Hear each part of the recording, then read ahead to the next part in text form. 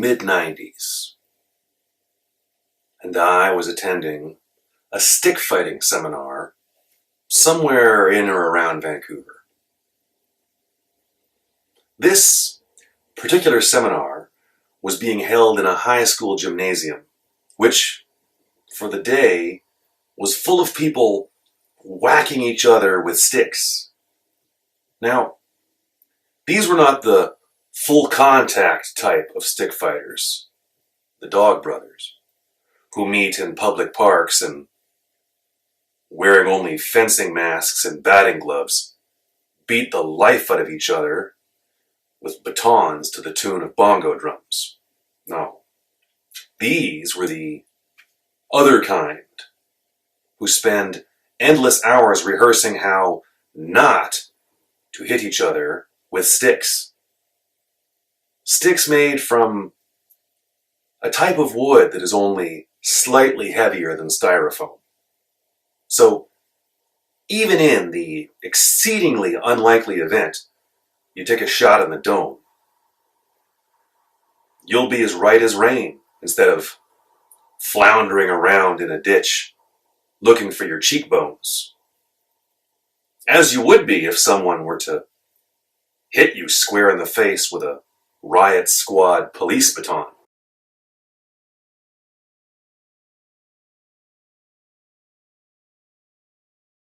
Since I was relatively sure that I'd be leaving without having my face smashed into a jigsaw puzzle of bone fragments, I was fairly comfortable blending into the group, despite the fact I'd never taken a stick fighting class in my life. And truth be told, I'd learned everything I knew about stick fighting from a book and by practicing for a few hours in my parents' basement. A training session which was abruptly called to a halt after a second lamp was sent crashing to the floor. Little known fact about stick fighting. If you show up with brand new sticks and nobody knows who you are, everyone will assume you are either a master stick fighter looking for a decent stick fight, or some nut whose entire stick fighting resume consists of smashing a few lamps in his parents' basement. Either way, people will assume that training with you will lead to them taking some high-velocity lumber in the teeth, and they will pair off faster than teenagers at a drunken campfire party, leaving you with the other guy who nobody wants to train with for the exact same reasons. The other little-known fact about stick fighting seminars: the only thing worse than showing up with brand new sticks is showing up with no sticks at all. Because that means even the lamp smasher guy has more experience than you. And, as all martial artists know, there is nothing more dangerous than the first day guy, who, as far as you know, could be an escaped mental patient with hepatitis C and a razor blade hidden under his tongue. This is why high-ranking students are usually told to deal with the new guy, like the special forces who are called in when mysterious glowing objects fall from space and begin slowly inching towards livestock.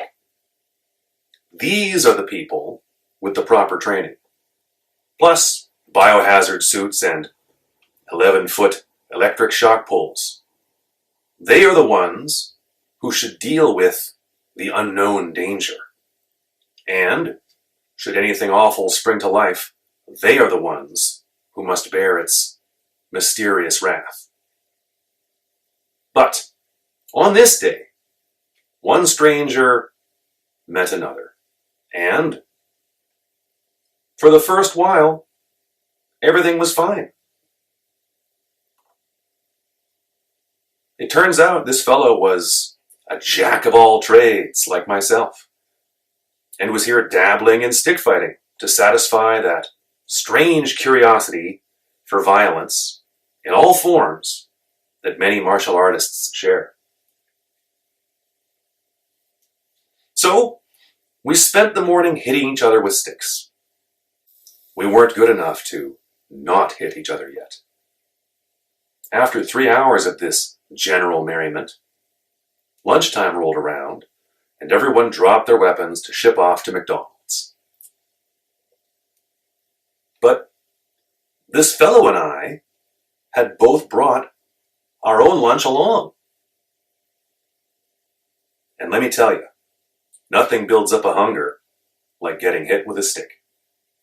As a result, he and I were both done eating within about 5 minutes, which left 55 minutes to sit around and chat.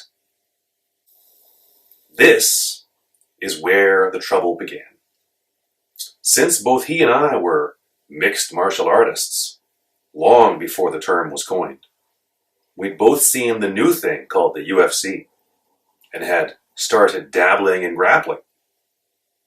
As any grappler will tell you, when you meet another grappler, it doesn't take long before you're trying to choke the life out of each other in a friendly, learn from one another sort of way. And so, there we were, rolling about trying to cripple each other as the various stick fighters filtered back into the gym, having satiated their hunger for sustenance and once more replaced it with a longing desire to strike each other with tiny bits of trees. Neither he nor I took any notice of this, of course, and just continued grappling, showing each other what we knew. This is when real trouble took hold. From within his guard, with his legs wrapped around me, I fell back for a heel hook. I secured the heel, I trapped the leg, I began to twist. Then, much to my surprise, his foot did a full 360-degree rotation and his leg fell off.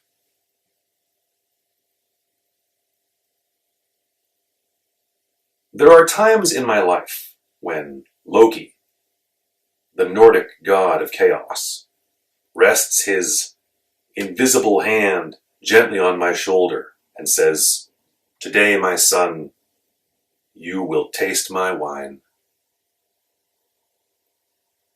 This was one of those times. As I stood up, drunk with confusion, the following things happened. 1. I noticed that, cradled in my arms like a baby, was the man's prosthetic leg, which he had concealed by wearing wrestling shoes and ankle-length pants. 2. The dude began rolling around on the floor screaming, "You took my leg! You took my leg!" 3. The crowd of stick fighters commenced to stare, totally aghast, at the grisly scene before them.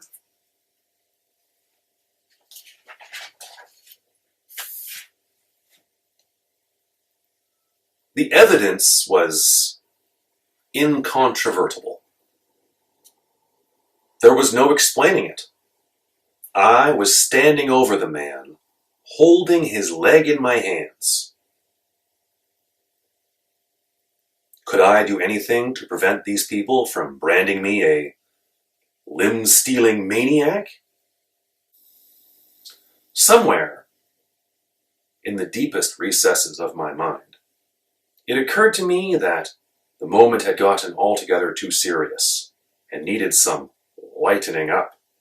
So, laughing like a hyena, I gave the fellow a few pretend double-handed axe whacks with his own leg, which was really just a foot with part of a shin. because that seemed like, at the time, an appropriate and humorous way to add some levity to the situation. Little known fact about humor. It turns out that the only thing less funny than tearing off someone's prosthetic leg is tearing off someone's prosthetic leg and then pretending to hit them with it. This was news to me. To make a long story short, I gave the guy his leg back. And after that, I can't remember much of the afternoon. I think we switched partners and everyone just moved on with the seminar. However, there's a part of me that thinks that happy ending might just be something my mind made up to hide the truth. Or a blocked memory of an enraged mob of stick-wielding hooligans chasing me from the gymnasium, with a one-legged man hopping along behind them, howling for justice. The truth is, I don't recall what happened after the part where I was acting like it was very funny to hit a man with his own prosthetic leg. I know no one else thought that was funny at all. And then, much later, I was walking across a huge wet soccer field looking for the street where I'd parked my car. Also, I did not pose for the seminar photograph, as I did not want there to be any evidence that I had been there or done anything wrong, should it become a legal matter.